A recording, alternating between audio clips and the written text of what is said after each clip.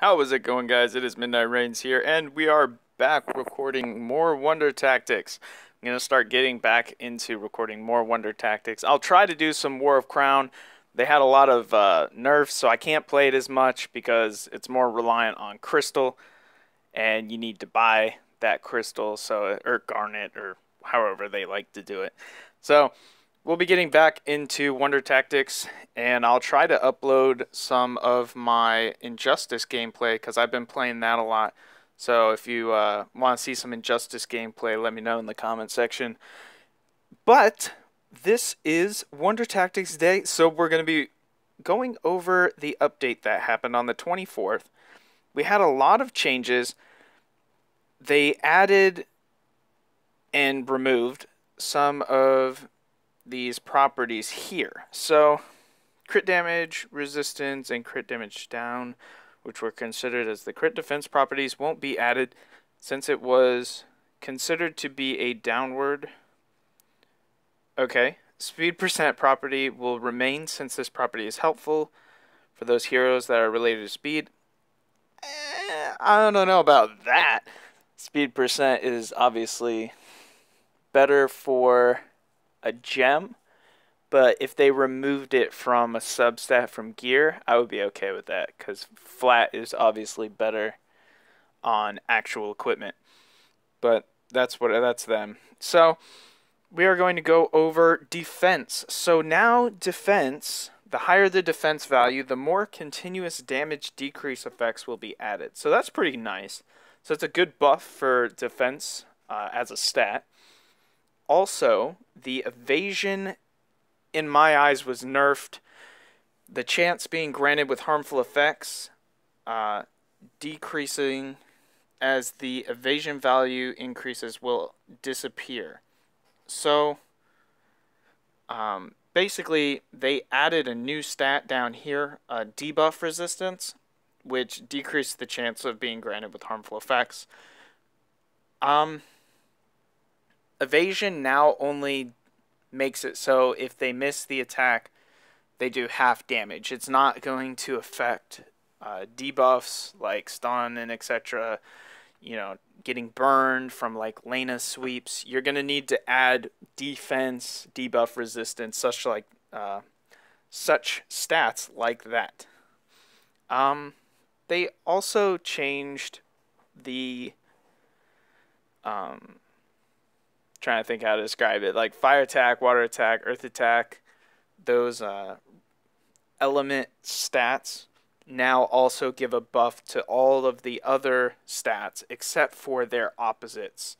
So fire is obviously not going to buff water, but other stats, it's going to still give you a 50% increase in damage. So that's pretty nice, or attack power, which helps for the damage. So going down here, we're going to look over. We decided to go with the original plan of separating the debuff resistance from the evasion because we believe this will be a groundwork for other defense type properties. Basically, it just makes it so you have to farm a lot more gear and everybody is going to have to do a lot of reworking. I'm not entirely sure I agree with it, but maybe down the road it'll make more sense and it'll make units less powerful in the long run, I feel.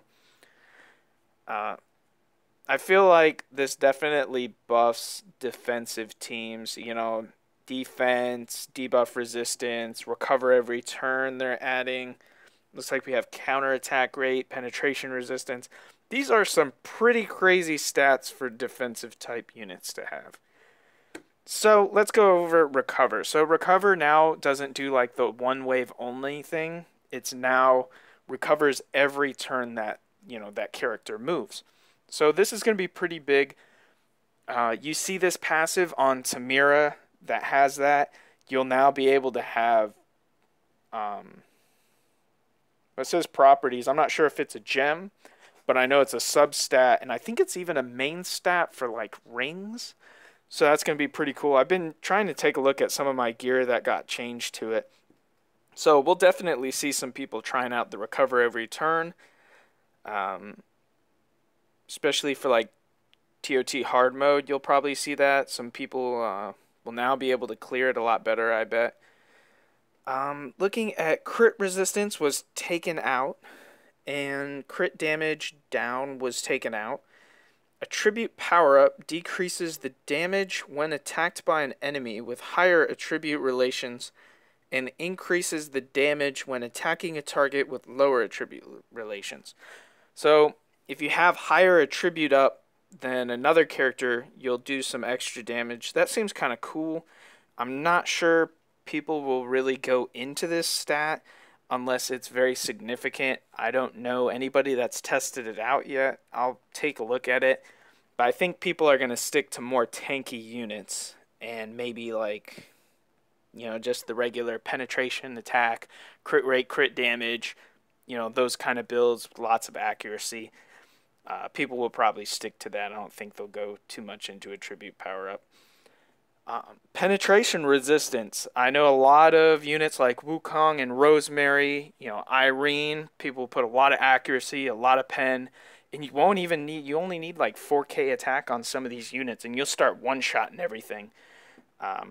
One shot being that they multi-hit, of course. But balances out the attacker's defense penetration value and decreases the ignored defense damage when attacked. Basically, it just blocks a lot of the penetration that these nukers have, that people have built. I'd probably put that on like mostly all my tanks. I would assume, you know, you'd probably want like at least 20% on there would be nice. Counterattack rate. Counterattacks the attacker with a fixed chance when attacked. Wow. So, even if you only had like 20% counterattack, that would be pretty cool. I think the gem goes to like 9%, and it replaces the crit damage triangle. I think it's like the weird shaped triangle is what it replaces, and that's pretty cool because I have a couple of those that are 6-star that were pretty crappy that I could probably switch out. And I'm not too big on the crit damage, you know, like 9% is not that much, but 9% counterattack rate, that's pretty cool if it can go off. And those little stats add up. So I'll definitely be seeing a lot of people putting on counterattack rate on several units that don't even have counterattack. And it can definitely change some mix-ups with teams that don't have Peng, and then all of a sudden your units are getting counterattacked. Alright, so we're going to go into debuff resistance, and that's going to be one of the new looked at stats here. Decrease the chance of being granted with harmful effects. Debuffs, you know, anything from confusion to getting burned is always really good for PvP content, and sometimes even for like PvE content where you have like TOT hard mode. You know, I know poison is very big. Debuff resistance is going to play a big role in the meta, especially kind of with the counterattack too. But that debuff resistance now, with the evasion nerf that happened, a lot of people are probably going to switch out some of their evasion for lots of debuff resistance, which is kind of going to be hard. A lot of people are going to be needing to farm new gear. But on the bright side, recover, revive, attribute up, and attribute resistance were removed, which is awesome. It finally happened. It's been like a year.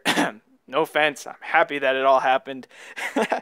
But regarding properties that will be removed from the game, equipment properties created for the update will remain maintained, but these properties won't appear anymore via equipment drops, summons, power-ups after the update.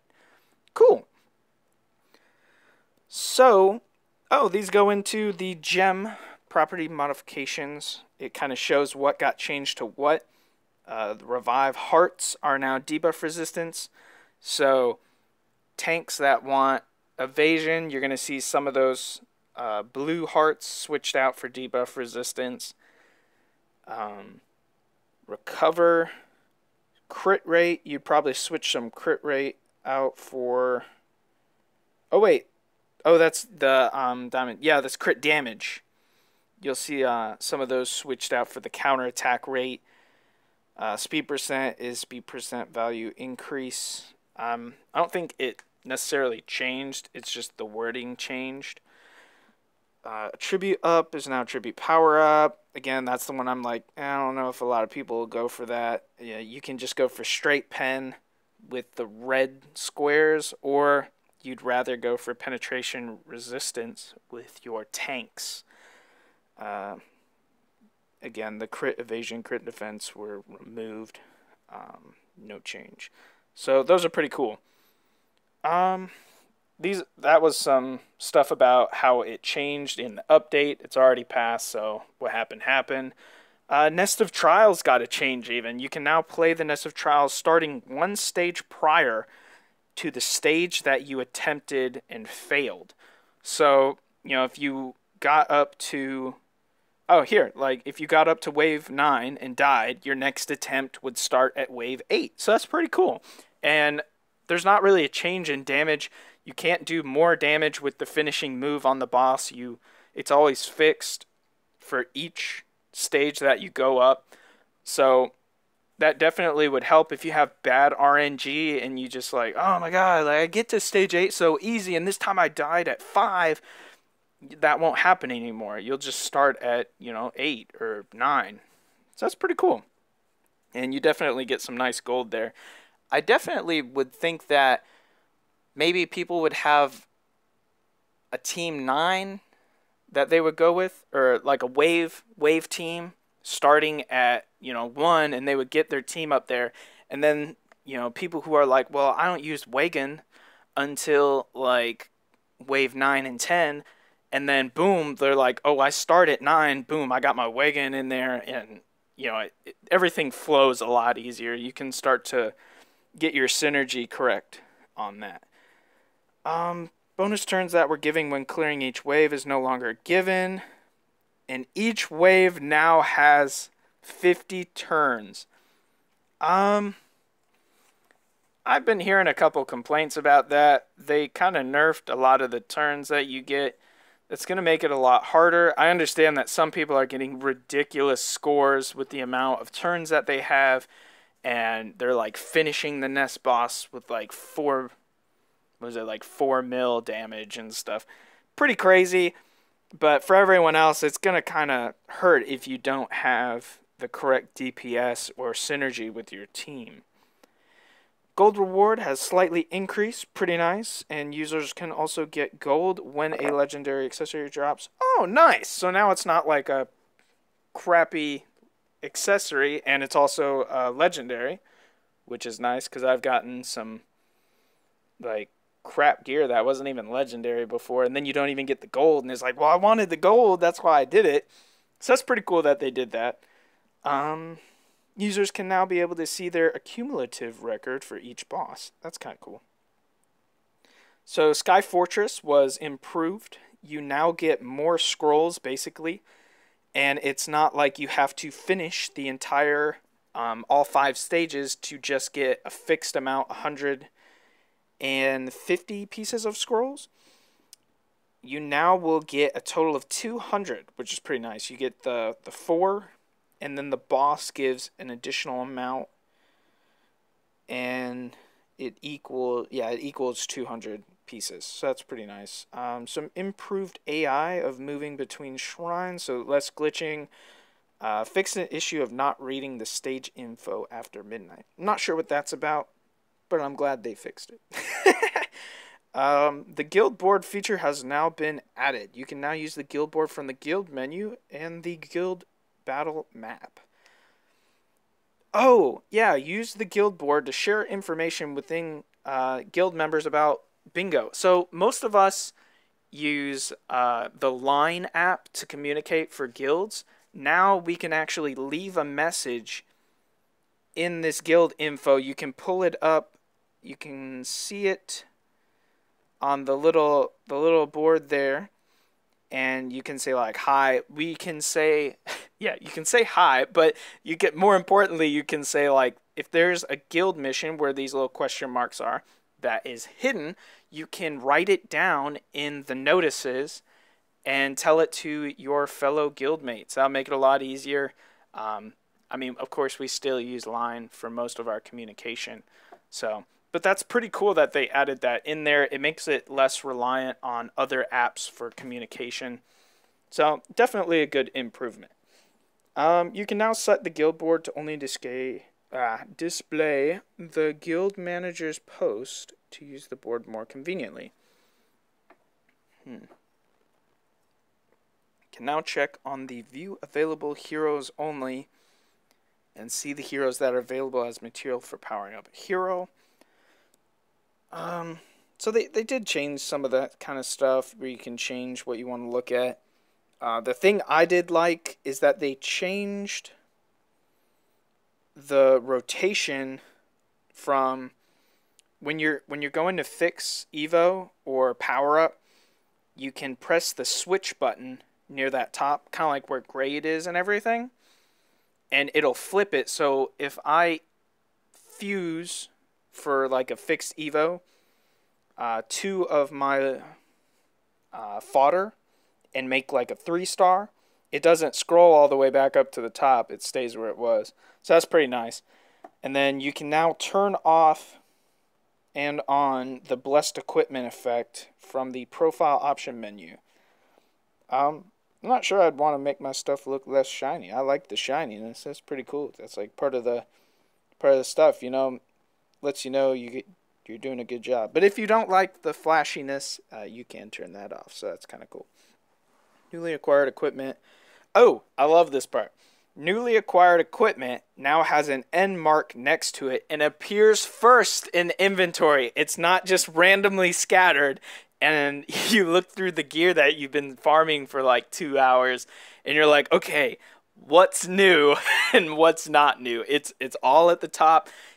They don't have a picture to show of it, but it is so convenient. It makes it so easy to go through gear. You can dismantle and then go back. It still says that it's new until you either look at it or sell it all or get rid of it.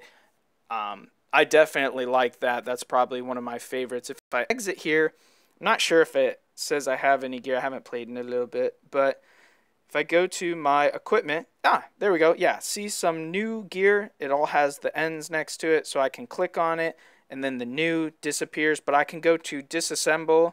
You know, I can click some of these. Normally I wouldn't disassemble those, but it's just kind of for show. And then I exit. They're still saying that they're new until I click on them.